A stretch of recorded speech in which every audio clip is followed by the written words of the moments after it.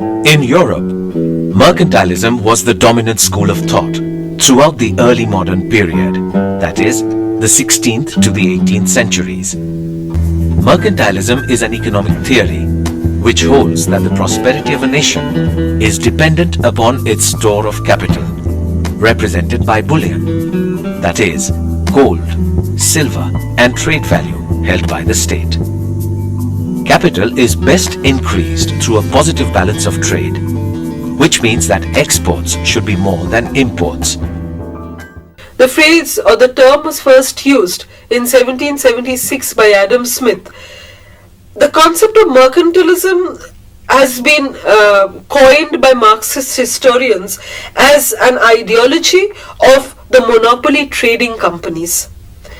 Maurice Dobb describes it as a system of state regulated exploitation through trade, essentially the economic policy of primitive accumulation.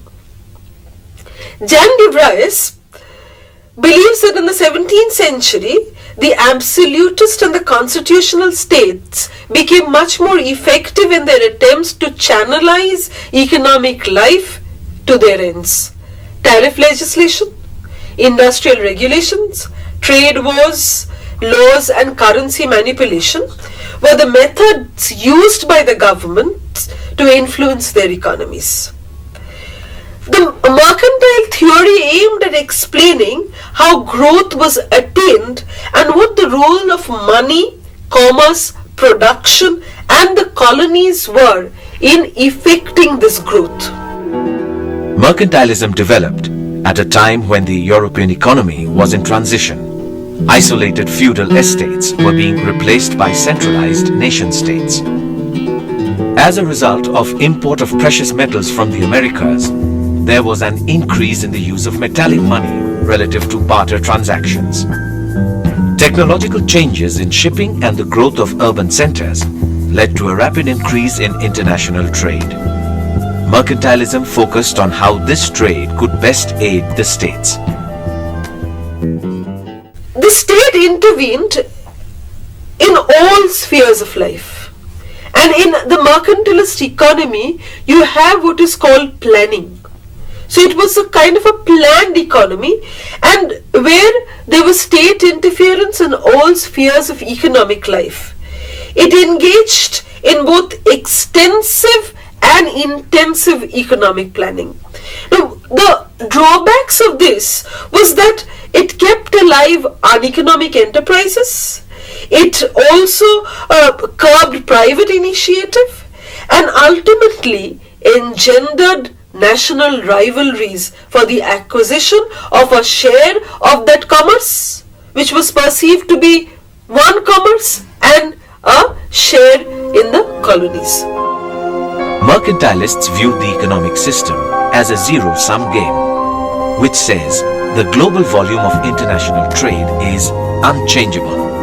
So, any system of policies that benefited one group would by definition harm the other.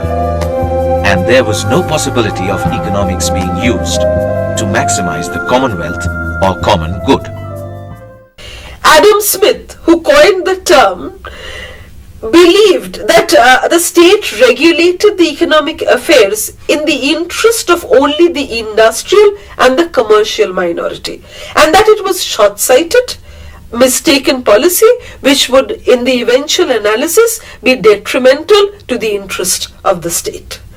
Mercantilism assumed that national wealth could be increased by state intervention when the state gave encouragement to production and protected production from external competition. The ruling governments played a protectionist role in the economy. They imposed tariffs and subsidies to encourage exports and discourage imports. This was done in order to generate a positive balance of trade. Within the countries of Europe, this led to some of the first instances of significant government intervention and control over the economy. Internationally, mercantilism encouraged the many European wars of the period and fueled European imperialism. One of the characteristics of mercantilism is this, that you have to hoard bullions. That is, the gold and the silver that you get, you have to hoard it in your country. The more the gold and the silver a country has, the wealth of that country is assessed by the reserve of its precious metals. So there was this mad scramble for accumulation of bullion.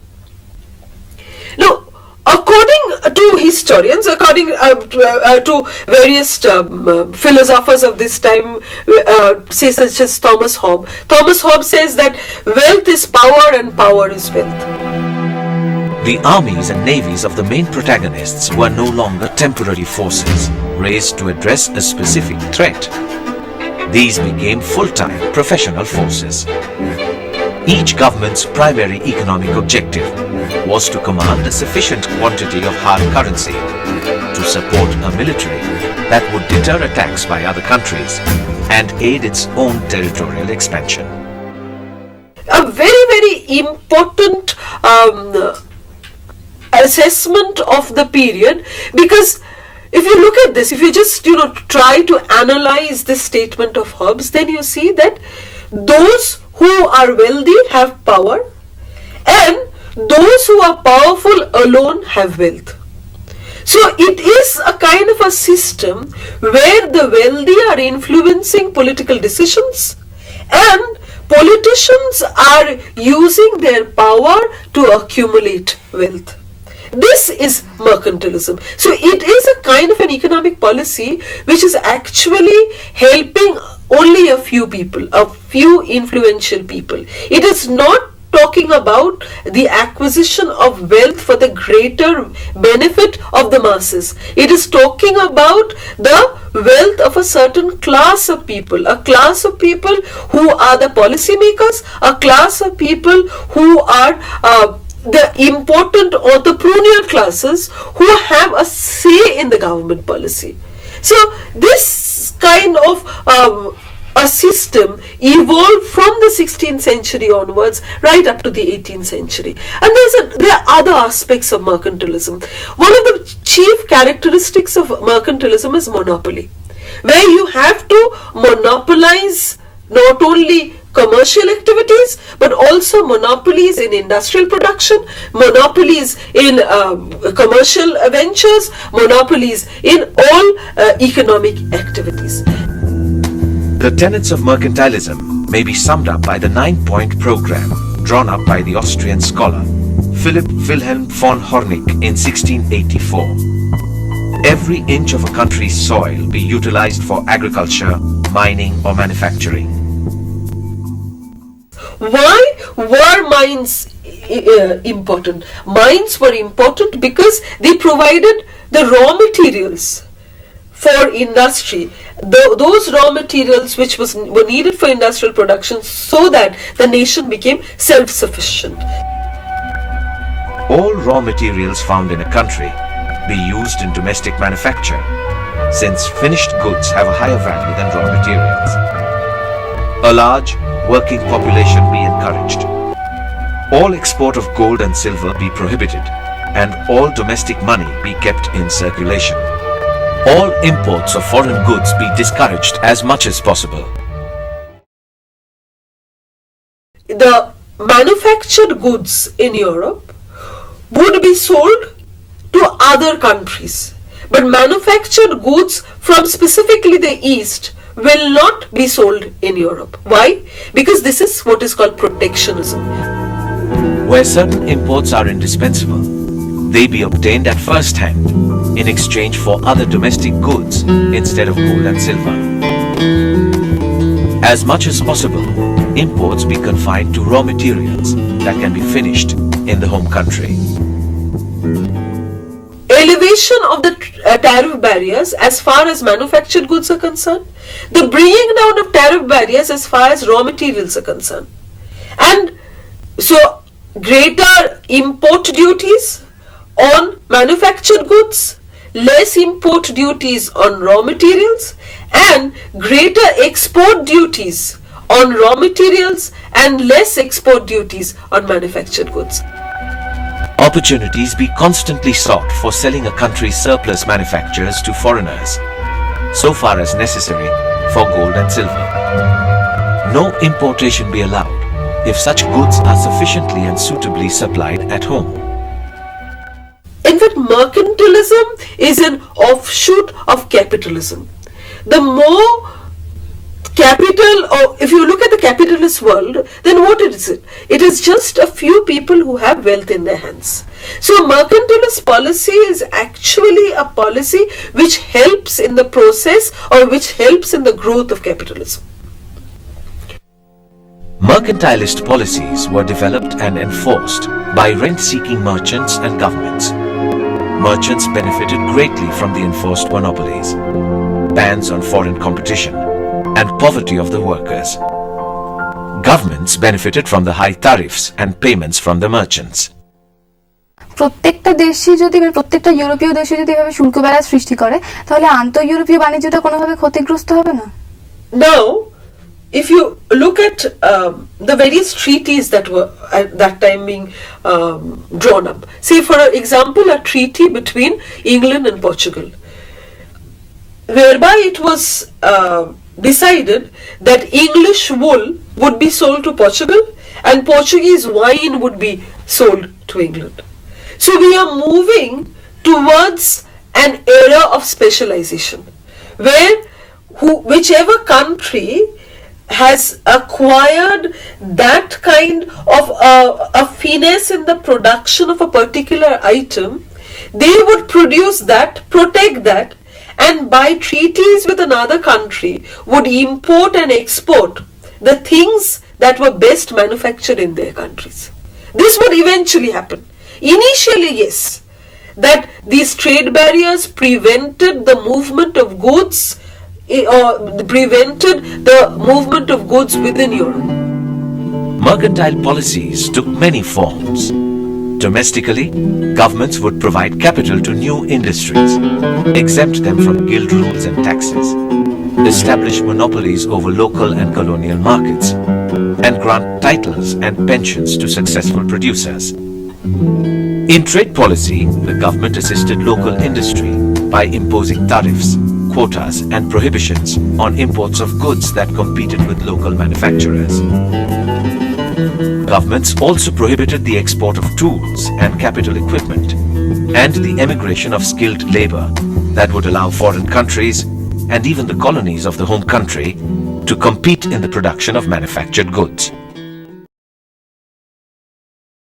All these countries had their own way of pursuing that mercantilist policy. Let's start with Portugal.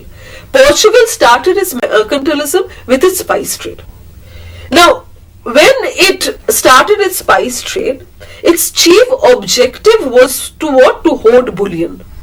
So the profit that it made from spice trade, for that, the amount of money money in the form of currency, gold and silver, that it acquired, they thought of hoarding it in their countries.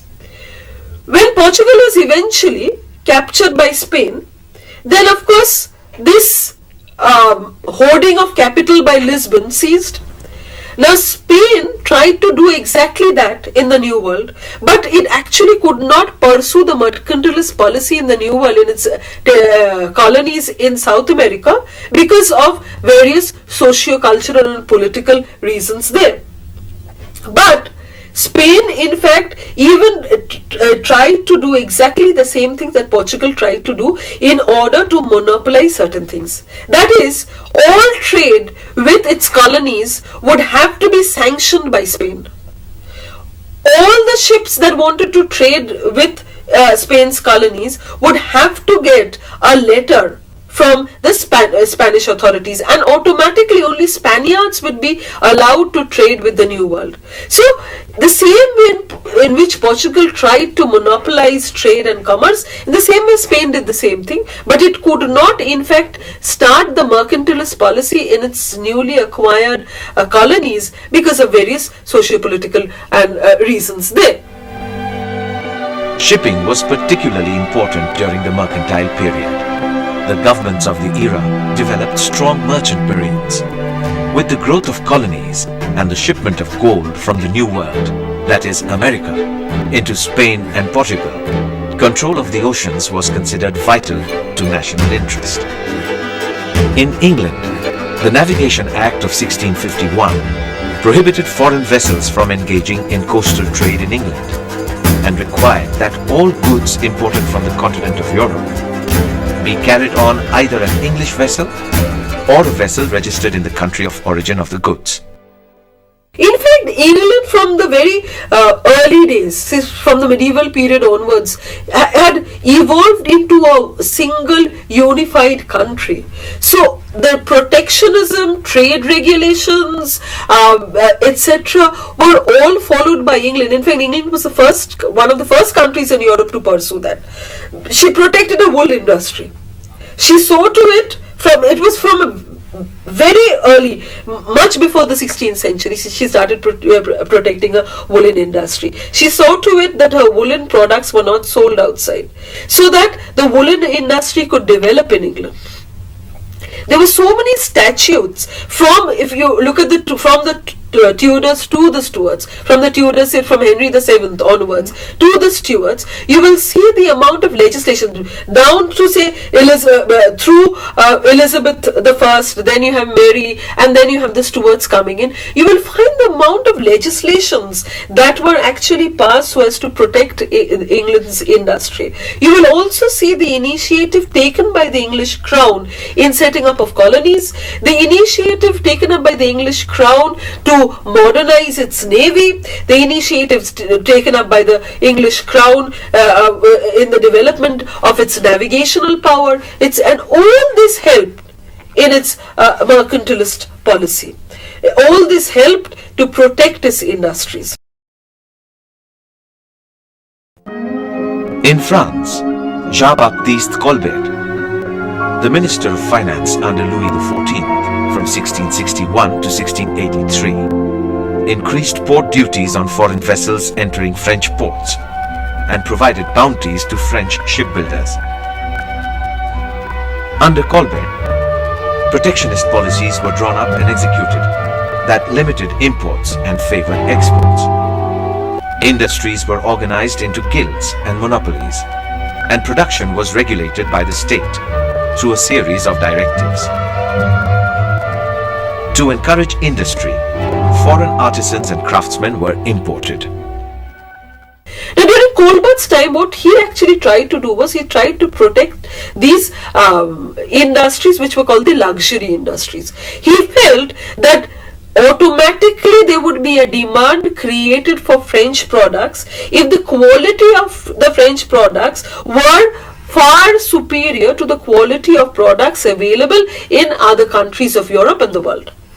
So what he did was he protected the luxury industries and saw to it he gave, not only did he protect it, he offered them loans, he gave them all sorts of help, even credit was given to them, all sorts of help so that these industries could be developed. But what happened was this, that the development of the luxury industries which were not meant for mass production, did not have as wide a market as they would have had he propagated products which had a mass appeal.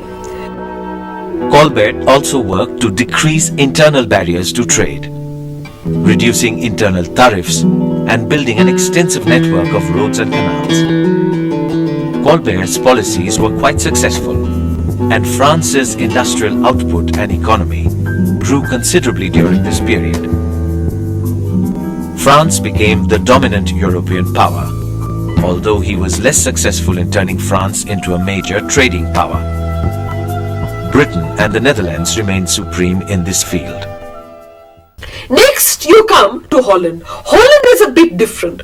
Now, where Holland is concerned, its mercantilism cannot be equated with bullionism.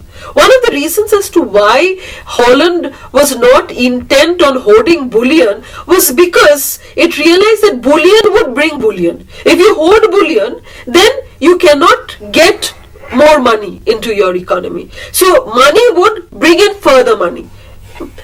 Another reason was Holland was a country, or the Netherlands was a country, which had to depend on exports for the growth of its industry. It did not have much resources of its own. So it realized that its best bet was to convert Holland into the trading entrepot of Europe, so that the goods that were imported could be utilized for its industrial development. So she could not afford to raise tariff barriers. She also realized that lowering the tariff barriers would enable her importers to make a larger profit. If she lowered the barriers for manufactured goods, then her traders would reap a profit because they would sell their items at a low price. So Holland is different from the other European countries because of her position, because of the lack of her raw materials. Moreover, she realized that hoarding of bullion would not actually facilitate her economic development. So what she did was she used the bullion to further her trade. It's not that during mercantilism it was only commerce and industry which was propagated. Agriculture was also propagated. Why? Because agriculture, the development in agriculture would mean a surplus which would enable those who were not directly linked with agriculture to actually survive. The food surplus that the agricultural sector would throw up, that was something which could be used by the non-agricultural classes.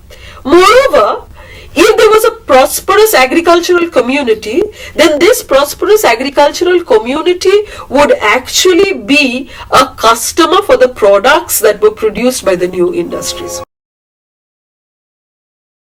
Mercantilism fueled the intense violence of the 17th and 18th centuries in Europe. Draining one another of valuable gold and silver was thought to be almost as desirable as the direct benefits of trade. A number of wars, most notably the Anglo-Dutch Wars and the Franco-Dutch Wars, can be linked directly to mercantilist theories. The poor was also very important in mercantilism. One would just think that it is just the economy which propagated the interest of the rich. But the poor was equally, maybe the government did not consciously propagate the needs and the requirements of the poor, but the poor was as much needed for mercantilism because this was the workforce. From the poor would come the workforce who would be employed in the various industries, and they would also be employed in, let's say, as seamen, etc., etc. The lowly jobs, of course. কিন্তু ma'am mercantile অর্থনীতিতে পুরোটাই রাজকীয় নিয়ন্ত্রণে হচ্ছে, সেখানে স্বাধীন বণিকদের কার্যকলাপ কতটা উৎসাহিত হচ্ছে? If there was when you're talking about independent merchants, then if these independent merchants had a considerable influence over the court, then of course their interests was looked into. Say for example the English East India Company. It was set up by a royal statute, but it was not a company which was controlled by the crown. It was an independent company. But what? The English East India Company influenced the decision of the crown primarily because it got a lot of profit or it meant that its trade with the Orient brought a lot of profit for the crown. So it is not always something which is, it is the initiative taken by the crown to propagate the interest of one small section of society. They may be private entrepreneurs, they may be private businessmen, but all in all they have to be influential. they have to be near the power centers, or they have to be so powerful so as to have an influence on the decision making process of the state. For mercantilism to be very successful, really, there had to be a unified system of weights and measures and currency. Throughout the country, a kind of a currency, a weight and measure which would be internationally acceptable. This was important. And of course, the most important part of mercantilism, or one of the most important parts of mercantilism, was an active state. That state would have to use its power to ensure the safety of the various merchants, specifically the seafaring merchants. The state would also have to take initiative in the formation of colonies. The state would also have to protect the industries. So the state power was one of the most significant aspects of mercantilism. Without the state power, this kind of monopolistic growth, this kind of protectionism would not have been successful. In 1776, Adam Smith, in his famous treatise, The Wealth of Nations, refuted the idea that the wealth of a nation is measured by the size of its treasury. Smith made a number of important criticisms of mercantilist doctrine. First, he demonstrated that trade, when freely initiated, benefits both parties. Second, he argued that specialization in production allows for economies of scale, which improves efficiency and growth. Finally, Smith argued that the collusive relationship between government and industry was harmful to the general population. While the mercantilist policies were designed to benefit the government and the commercial class, the doctrines of laissez-faire or free markets interpreted economic welfare in a far wider sense of encompassing the entire population. Each system, when it evolves with certain goals in mind. After the system has evolved, one starts finding faults with the system. The flaws of the system become evident, and it is but human. If you look at the evolution of the history of humanity, you will see that the flaws of the system are sought to be corrected by a newer initiative. Laissez-faire or open market is actually a process to rectify the faults of mercantilism. The Napoleonic Wars in Europe and the Revolutionary War in the United States heralded the end of the period of military confrontation in Europe and the mercantilist policies that supported it. In France, economic control remained in the hands of the royal family, and mercantilism continued until the French Revolution. In Germany, mercantilism remained an important ideology in the 19th and early 20th centuries. By 1860, England had removed the last vestiges of the mercantile era. Industrial regulations, monopolies, tariffs were abolished. Emigration and machinery exports were freed. In large part because of its free trade policies, England emerged as the dominant economic power in Europe.